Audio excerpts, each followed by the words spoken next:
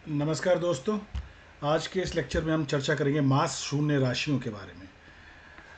ये वो राशियां हैं जिसमें चंद्रमा जब गोचर करते हैं, ट्रांजिट करते हैं, तो वो राशियां अशुभ मानी गई। जैसे हर महीने में चंद्रमा 12 राशि कवर कर लेते हैं।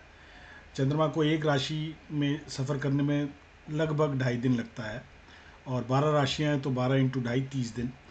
तो चंद्रमा हर महीने, जैसे चैत्र महीना अप्रैल से शुरू हो जाए, मई जून जुलाई, चैत्र वैशाख, ये जो 12 महीने हैं उनमें एक राशि ऐसी आती है जिसमें चंद्रमा का सफ़र अशुभ माना गया है, और उस समय कोई भी कमेंसमेंट ऑफ वर्क, जैसे हम मुहूर्त के बारे में चर्चा कर रहे हैं, कोई भी नया कार्य आरंभ ना करें।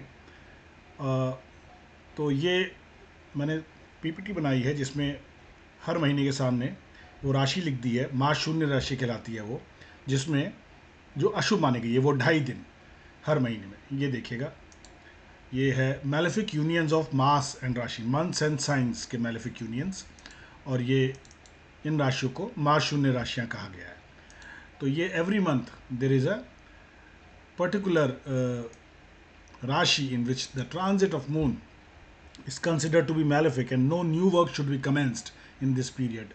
48 से 58 घंटे, कभी कभी 60 घंटे लेते हैं चंद्रमा एक राशि में सफ़र करने के लिए।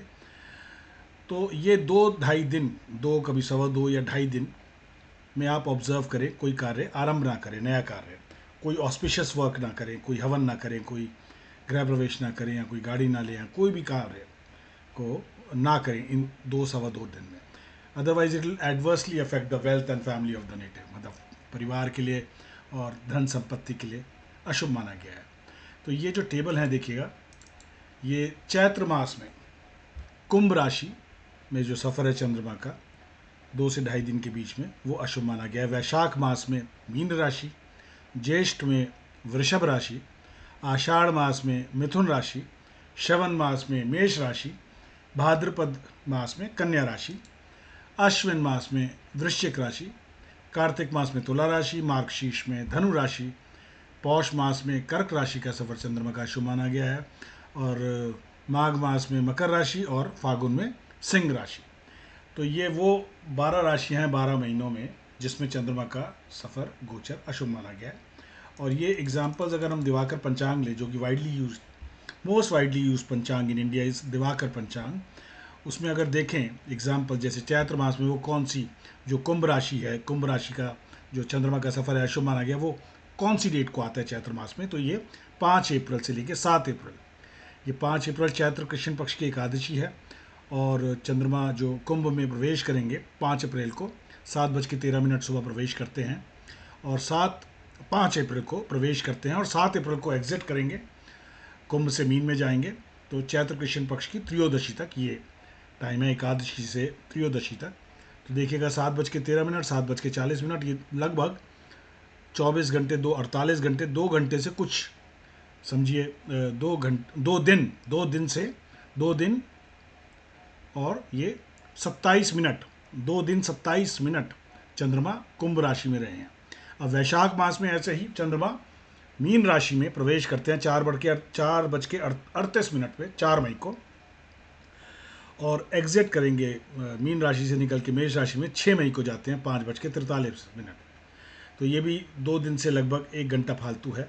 तो वैशाख की कृष्ण पक्ष की एकादशी है 4 मई को, और वैशाख कृष्ण पक्ष की त्रयोदशी है। ये 2 दिन ऑब्जर्व करें। ये तो निकल गए, खैर आज हम अक्टूबर में बैठे हैं, तो ये वो 2 दिन थे जब कोई कार्य ना होता तो अच्छा था। ये अशुभ माने गए हैं वैशाख मास में चंद्रमा का मीन राशि का सफ़र।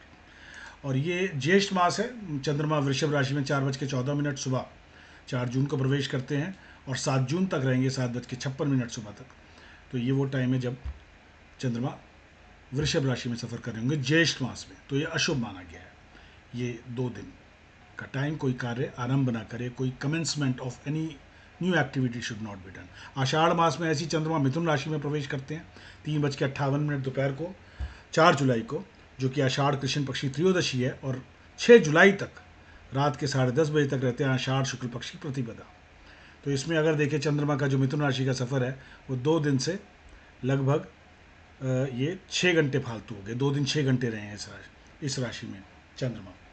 अब ऐसे ही अब आगे देखिएगा श्रावण मास में चंद्रमा मेष राशि में 1 बज के दोपहर को प्रवेश करते हैं 27 जुलाई को, जो कि श्रावण मास की कृष्ण पक्ष की सप्तमी है, और 29 जुलाई तक रहते हैं 4:45 दोपहर तक, जो कि नवमी है श्रावण की कृष्ण पक्ष की। ये सफ़र अशुभ माना गया है। भाद्रपद मास में चंद्रमा प्रवेश करेंगे कन्या राशि में 9:56 पे सुबह 4 सितंबर को, और 6 सितंबर तक रहेंगे 11:01 रात को। तो ये भाद्रपद शुक्ल पक्ष की प्रतिपदा है, और प्रतिपदा से तृतीया तक अशुभ माना गया है सफ़र चंद्रमा का।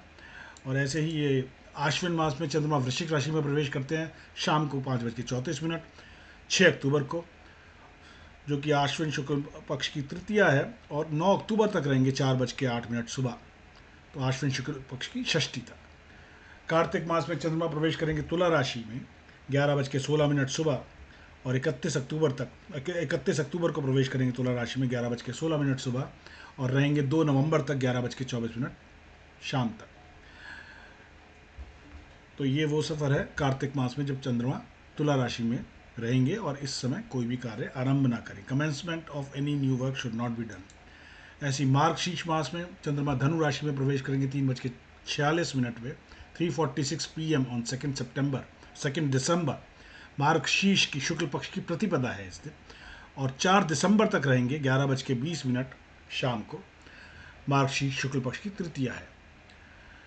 और पौष मास में चंद्रमा कर्क राशि में इनका सफ़र अशुभ माना गया है, तो 6:48 शाम को प्रवेश करेंगे 17 दिसंबर को, और 20 दिसंबर तक रहेंगे सुबह 2 बजे तक, जो कि पौष कृष्ण पक्ष की द्वितीया से लेकर पौष कृष्ण पक्ष की पंचमी तक सफ़र अशुभ माना गया। कोई कार्य आरंभ ना करें। ये माघ मास में जो है चंद्रमा मकर राशि में इनका सफ़र अशुभ माना गया है। 2:52 में प्रवेश करेंगे 28 जनवरी को, कृष्ण पक्ष की चतुर्दशी है माघ महीने की, और 30 जनवरी तक 6:35 तक रहेंगे शाम को, माघ शुक्ल पक्ष की प्रतिपदा तक। तो इस दिन इन दिनों मतलब 28 जनवरी से 30 जनवरी कोई कार्य आरंभ ना करें। फागुन मास में चंद्रमा सिंह राशि में 2:16 में प्रवेश करते हैं 12 मार्च को, और 15 मार्च को एग्जिट करेंगे सिंह राशि से।